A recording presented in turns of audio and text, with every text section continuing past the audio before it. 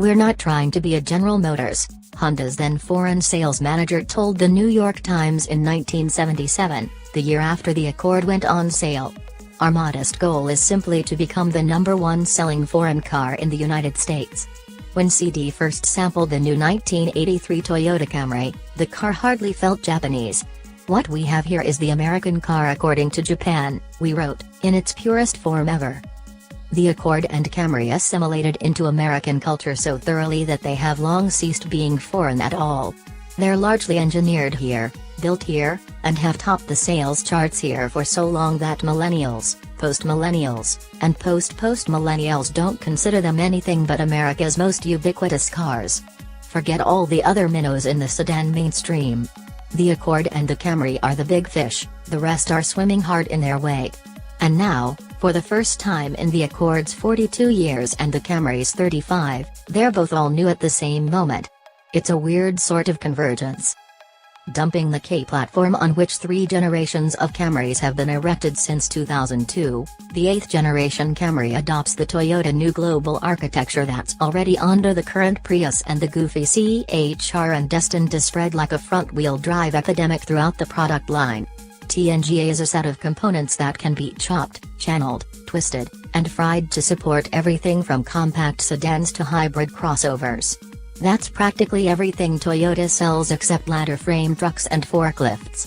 The Camry is the first TNGA platform vehicle to enter production in North America. Now 2 development cycles removed from the control arm front suspension fetishism of the hardcore Honda faithful, the 10th generation Accord adopts the global platform that's already under the current Civic and stalwart CR-V and destined to spread like a front-wheel drive epidemic throughout the product line.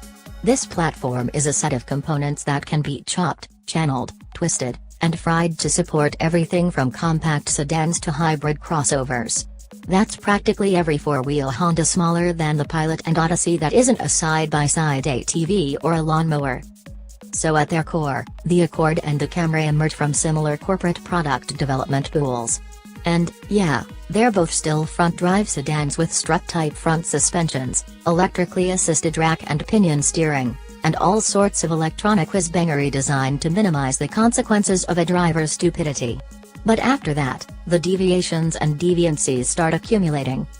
The Camry retains its commitment to conventional powertrain wisdom with a 4-cylinder base engine and an optional V6. While the Camry's new 4 carries the same nominal 2.5-liter displacement as before, the stroke is now slightly longer and the bore slightly smaller, enabling a rise in compression ratio from last year's 10.4 to 1 to 13.0:1.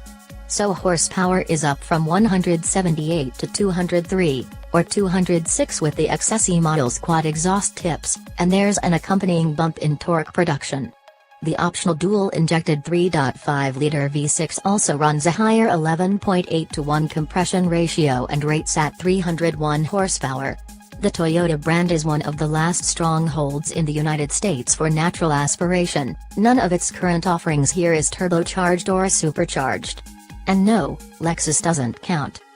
The Accord goes elsewhere. Honda resisted forced induction right up until the introduction of the 2016 Civic. And, no, Acura doesn't count, either. Now the wastegates are open, and the Accord has embraced the blown future. Forget the previous generation's base 185 horsepower 2.4-liter inline-4 and welcome the Civic's turbocharged 1.5-liter 4, making 192 horsepower here. Send last year's 278 horsepower 3.5-liter V6 down the memory hole, too. It's been replaced by a 2.0-liter 4-cylinder with a turbo heaving into it and making 252 horsepower. That power rating is deceptive, though. The old V6 made its peak 252 pound-feet of torque way up at 4,900 revolutions per minute, whereas the turbocharged 2.0-liter 4 thumps out 273 pound-feet from 1,500 to 4,000 revolutions per minute. Until internal combustion is outlawed completely, the turbocharged present of fewer cylinders and smaller displacement will continue to pervade the market. Toyota will succumb eventually. Probably soon. Toyota puts a conventional 8-speed automatic into every new Camry. Honda's automatic paired with the 2.0-liter has 10 gears, but more important, Honda offers a genuine, honest to praiseworthy goodness 6-speed manual gearbox in sport models with either the 1.5 or 2.0-liter engine. For most buyers, the availability of a manual transmission won't matter. But this is Car and Driver, and that additional level of mechanical engagement in an everyday midsize sedan is a transcendent validation of our sacred, ancient faith. And it's at that point, where the driver interacts with the car, that we see how clearly superior the Accord is. Organic is a trite term, but there's crunchy granola naturalness to how the new Accord works. The steering wheel's size and squishy rim are perfect, and the controls embedded in it are selected semi-intuitively. The Accord interior is straightforward with knobs where knobs seem to work best, switches that operate with a sniper's accuracy, and seats that manage the trick of simultaneously accommodating and supporting. The center touchscreen at the top of the dash responds instantly to inputs, has real buttons to trigger important menu jumps, and glows with brilliance. The instrumentation in front of the driver can be configured to provide whatever info you find important at the time. At the lofty touring level, a head-up display is included. The Accord is dang roomy, too, an evolutionary half-step beyond the new Camry. But it's the combination of the Accord's new engines and the manual transmission that cements this, the Accord's 753rd appearance on CD's 10 Best list. Like Honda manuals of the past, the shift action is light, quick, and accurate. The clutch effort is modest, the ratios are well chosen, and it all combines to bring an eagerness and fluidity that, no matter the dynamic improvements in the Camry, keep the Accord on top.